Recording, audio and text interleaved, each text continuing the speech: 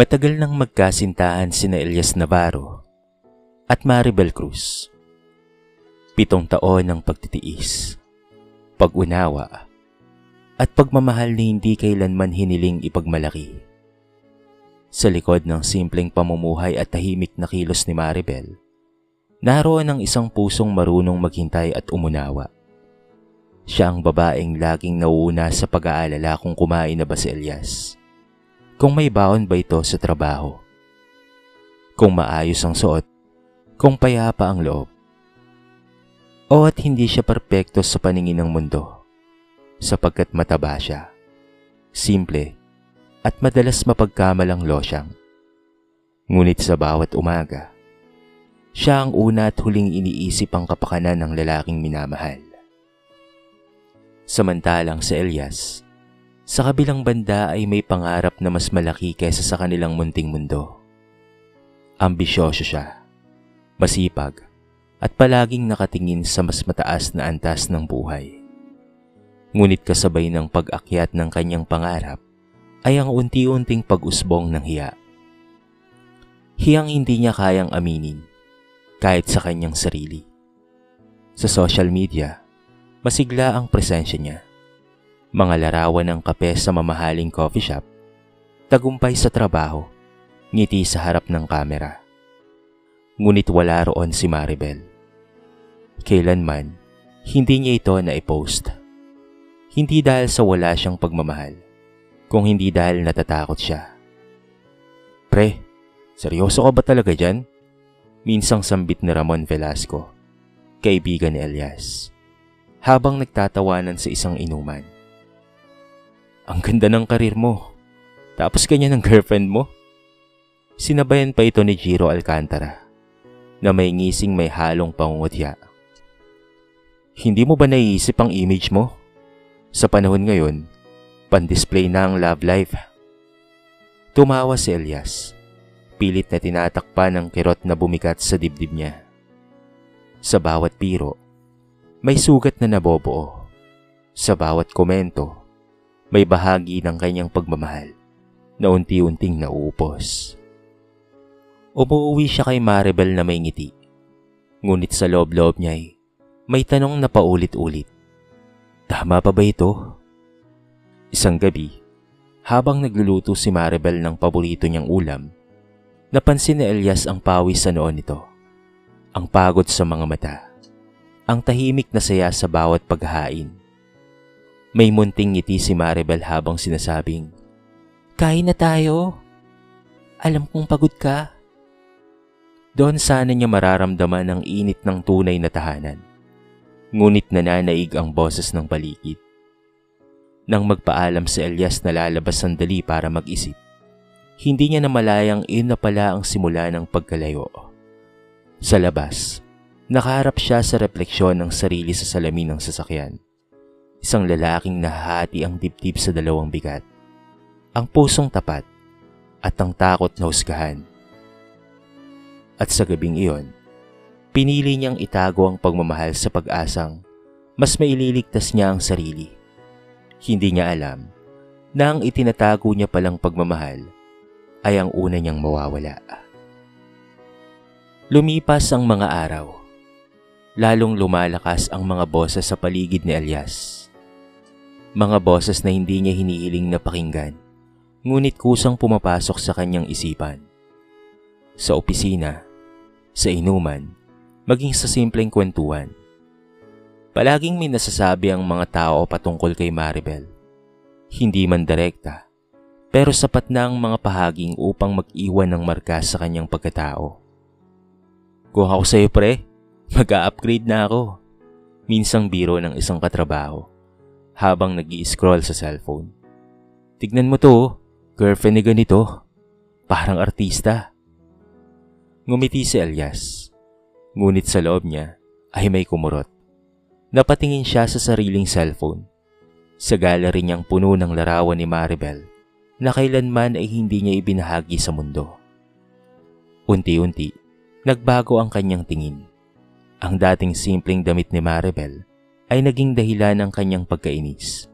Ang masarap ngunit paulit-ulit na ulam ay naging simbolo ng pagiging walang kaibahan.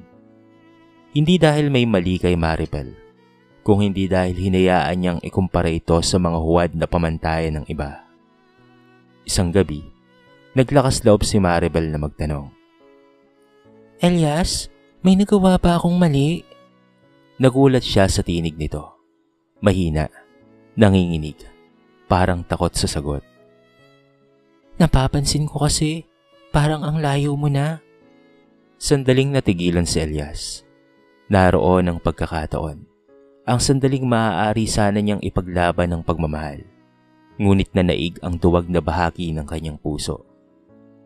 Wala, sagot niya. Iwas ang tingin. Pagod lang ako sa trabaho. Ngumiti si Maribel. Pilit. Sige, magpahinga ka. Hindi niya alam na ang pagod na yon ay hindi sa trabaho, kung hindi sa bigat ng impluwensya ng mundo. Kinabukasan, mas naging matindi ang salitang bumabalot kay Elias. Hindi mo ba naiisip na nahihila ka pababa? Wika ni Ramon. Kung proud ka talaga, i-post mo siya. Dagdag naman ni Chiro na may halakhak. At doon, tuluyang nabuo ang kanyang pasya. Sa isip ni Elias, ang pagmamahal ay tila hadlang na sa kanyang pag-angat.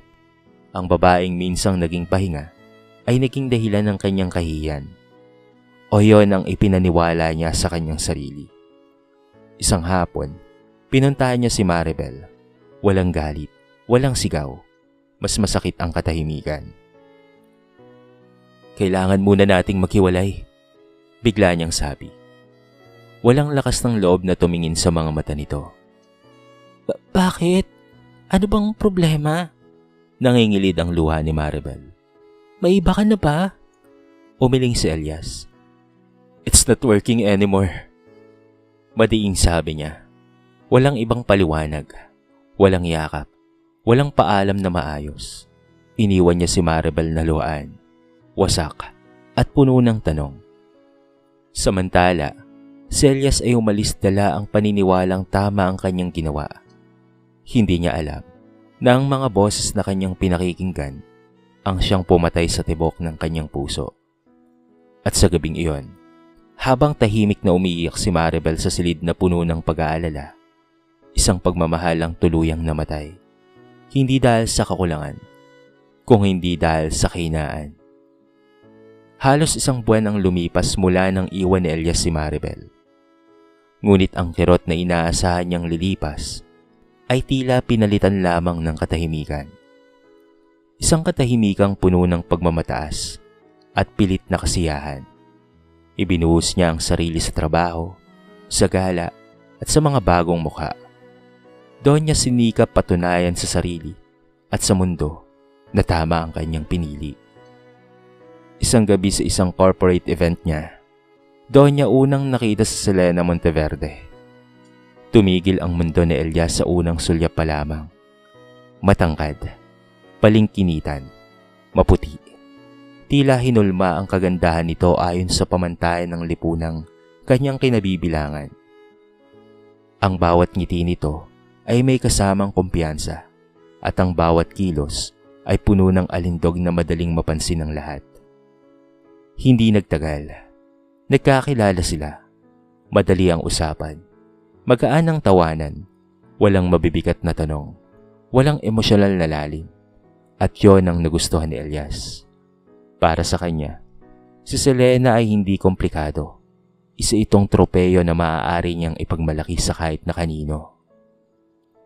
Sa loob lamang ng ilang linggo, opisyal na silang magkasintahan.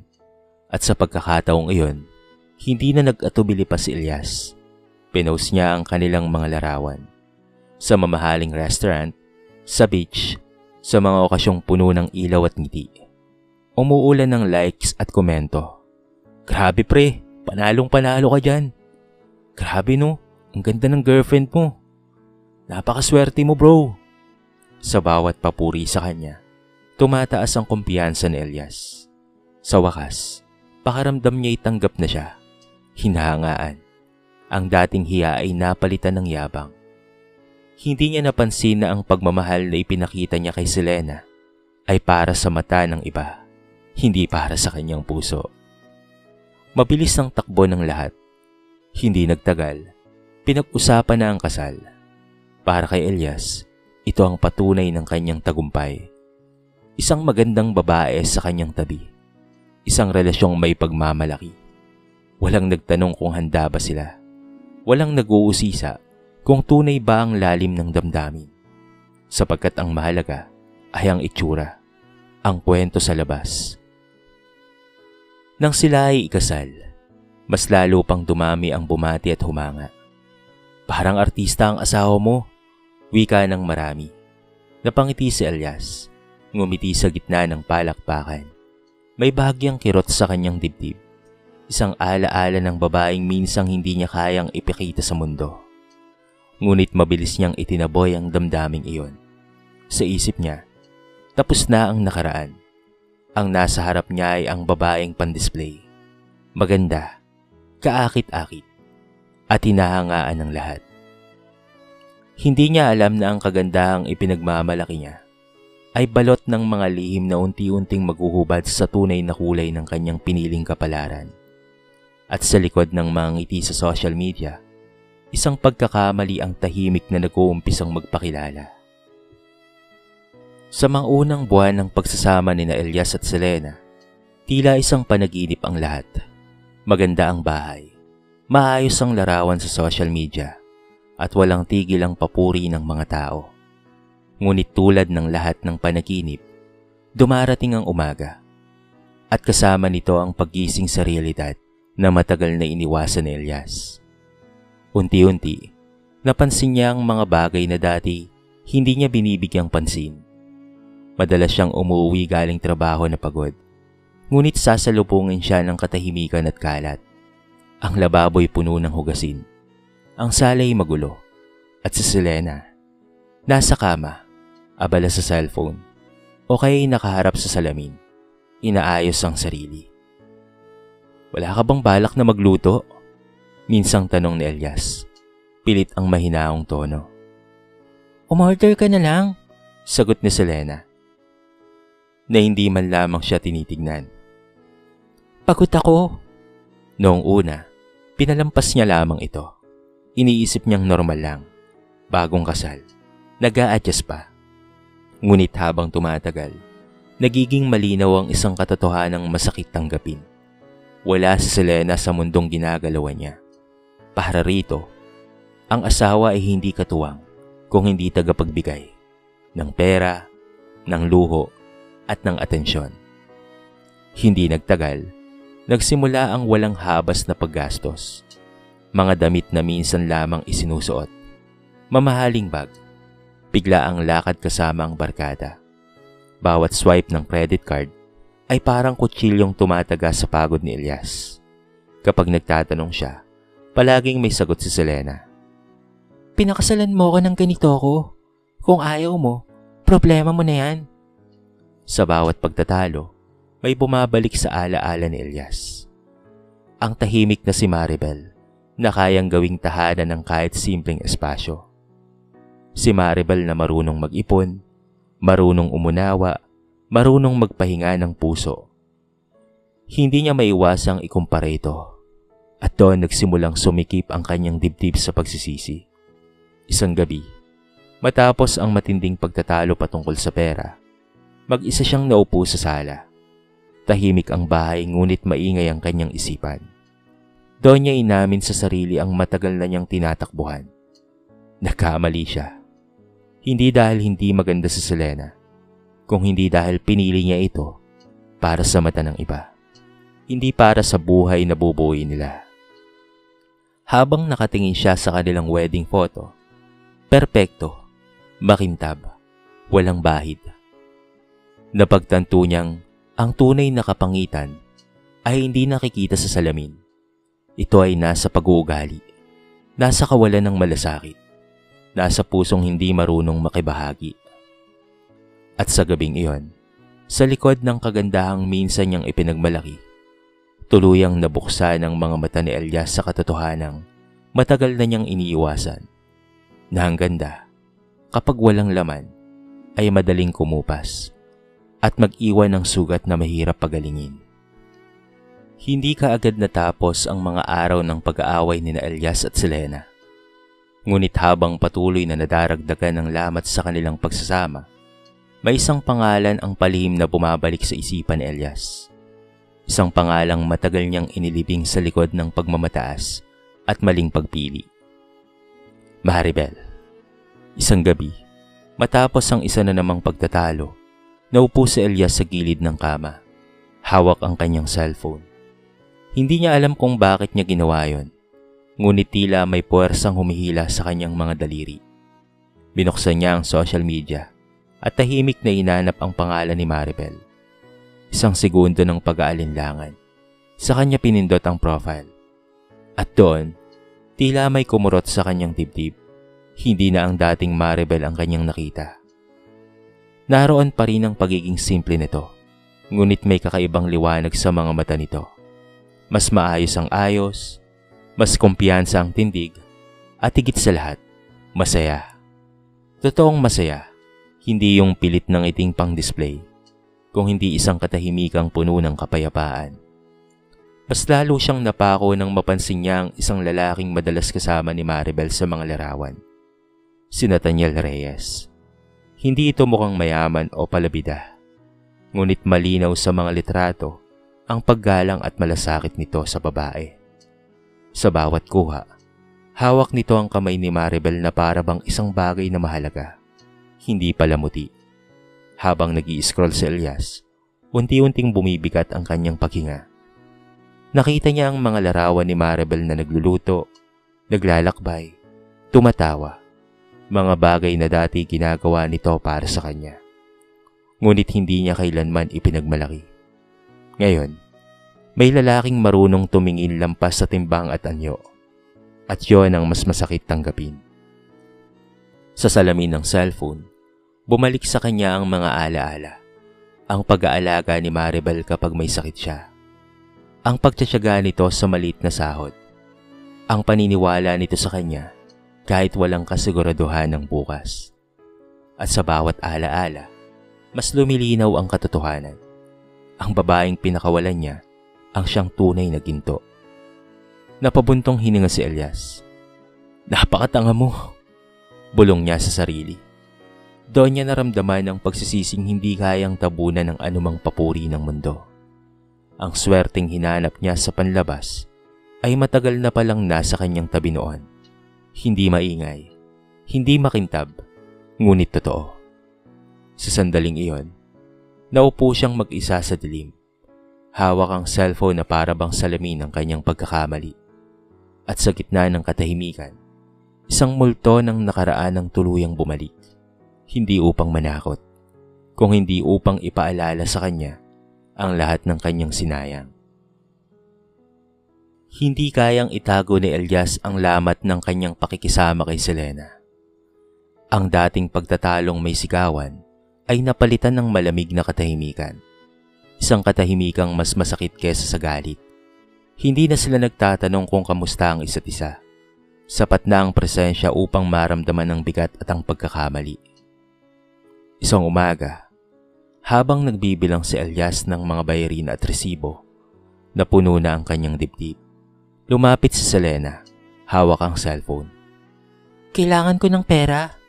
Walang pasintabing sabi nito. Napatingin si Elias. Pagod ang mga mata. Selena, lubog na tayo sa utang. Umirap ito. Hindi ko na problema yan, no? Trabaho mo yan bilang asawa. Doon tuluyang naputol ang PC. Walang sigawan. Walang drama. Isang malinaw na wakas.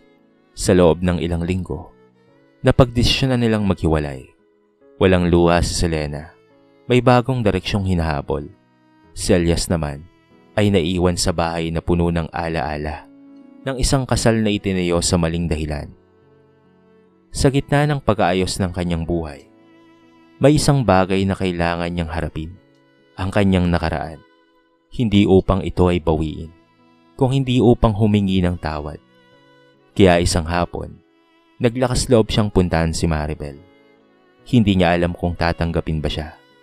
Ngunit alam niyang utang niya iyon sa kanyang konsensya. Nagkita sila sa isang tahimik na coffee shop. Pagdating ni Elias, nakita niya si Maribel na mas payapa kaysa sa inaasahan niya. May ningning sa mga mata. At sa tabi nito'y walang iba kung hindi si Nathaniel, na magalang nang ngumiti at nagpaalam upang bigyan sila ng espasyo. Salamat sa pagpunta. May hinahong wika niya kay Maribel. Pasensya ka na kung bigla. Dagdag pa ni Elias. Nanginginig ang tinig. Gusto lang kitang hinga ng tawad. Inilahad niya ang kanyang pagsisisi, ang kahinaan, ang maling pagpili, ang pagsunod sa boses ng iba. Tahimik na nakikinig lamang si Maribel. Walang galit, walang paninisi. Nang matapos siya, ngumiti ito. Isang ngiti na hindi na para sa kanya. Matagal na kitang pinatawad. Wika ni Maribel. Kailangan ko yun para maging masaya ako. Sa sandaling iyon, naunawaan ni Elias ang lahat. Hindi na siya bahagi ng mundong binuo ni Maribel. Ang lugar na iniwan niya noon ay napunan na ng isang lalaking marunong magpahalaga. Habang papalayo siya, ramdam niya ang bigat ng katotohanang hindi na mababago pa. May mga pagkakataong minsan lang dumarating. Kapag sinayang mo ito, hindi na ito bumabalik pa. At ang pagsisisi, kahit totoo, ay minsang dumarating na huli na ang lahat. Lumipas ang mga buwan matapos ang paghihiwalay ni Elias at Selena. Unti-unting inayos na Elias ang mga peraso ng sarili niyang buhay. Ang mga utang, ang magulong tahanan, at ang pusong sugatan ng sariling pagkakamali. Wala nang ingay ng papuri, wala nang larawan para sa social media. Sa katahimikan niya ngayon, tunay na naririnig ang kanyang sarili. Madalas niyang maalala ang mga salitang binitawan ni Maribel noong huli silang nagkita. Matagal na kitang pinatawad. Hindi yun paanyaya para bumalik, kung hindi paalala na may mga bagay na hindi na niya karapat-dapat pang galawin. Sa unang pagkakataon, natuto si Elias na tanggapin ang konsepto ng pagkawala, hindi bilang parusa, kung hindi bilang aral. Isang hapon, habang naglalakad siya pauwi galing sa trabaho, nasilayan niya mula sa malayo sina Maribel at Nathaniel. Hindi niya sinadyang sumilip, ngunit hindi rin niya iniwasan ang tingin. Nakita niyang magkahawak kamay ang dalawa. May simpleng tawanan, walang halong yabang, walang tanong, walang taong tumitingin, walang kamera, ngunit buo ang saya, buo ang pagmamahalan. Napangiti si Elias, kahit may kurot sa kanyang dibdib. Doon niya lubos na naunawaan ang pagkakaiba ng pagmamahal na ipinagmamalaki at ang pagmamahal na ipinapamuhay. Ang unay panandalian, ang huli panghabang buhay. Samantala si Maribel ay tuluyan nang nagbago, hindi dahil pinilit, kung hindi dahil minahal siya ng tama. Sa piling ni Nathaniel, natutunan niyang alagaan ang kanyang sarili, pahalagahan ang halaga niya bilang babae, at mahalin ang sarili ng walang takot sa panghusga ng iba. Hindi lamang ang kanyang pisikal ang nagbago, kundi pati na rin ang kanyang puso. Mas matapang na siya, mas buo at mas payapa. Si Elias naman ay nanatiling mag-isa, ngunit hindi nag-iisa sa pag-unawa. Natutunan niyang ang pag-ibig ay hindi paligsahan ng anyo, hindi sukatan ng likes, at hindi tropeyong ipinapakita sa mundo. Ito ay ang pagpiling manatili, kahit walang nanonood. Sa huling pagkakataon, huminto siya at tumingala sa langit. Salamat, bulong niya. Hindi niya alam kung kanino, ngunit alam niyang kailangan niya iyon upang tuluyang maghilom. Sa kwentong ito ay marami tayong mapupulot na aral. Isa na nga riyan, na ang tunay na halaga ng isang tao ay hindi nasusukat sa panlabas na anyo o sa paghanga ng iba, kung hindi sa pusong handang magmahal ng totoo at manatili kahit walang papuri. Kapag pinili mong sundin ang ingay ng mundo kaysa sa tibok ng sariling puso, maaari mong makuha ang hinahangaan ng marami. Ngunit mawawala naman ang kayamanang tunay sana na nakalaan para sa iyo. Dito na po nagtatapos ang ating maiksing kwento sa araw na ito. Sana po ay nagustuhan nyo. At sana po ay kinapulutan nyo ng maraming aral. Kayo mga kabarangay, anong masasabi nyo sa ating kwento? I-comment nyo naman po sa baba ang inyong mga reaksyon at babasahin natin ang lahat ng yan. I-comment nyo na rin kung taga saan kayo para naman malaman ko kung hanggang saan nakaabot ang video na ito. Paki-like and share na rin po ang ating kwento para mapakinggan rin ng iba. At kung bago ka pa lamang sa ating channel, baka naman pwedeng pakihit ang subscribe button at bell notification button para palagi kang updated sa mga bago nating upload na katulad nito. So paano mga kabarangay? Hanggang sa muli, thank you so much and peace out!